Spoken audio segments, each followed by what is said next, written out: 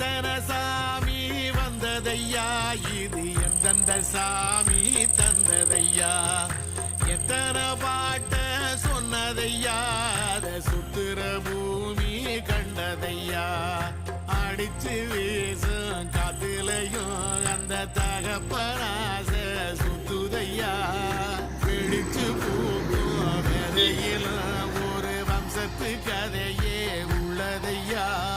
100 தலைமுறை சேர்ந்து செதுக்குன ஈர நலம் இது.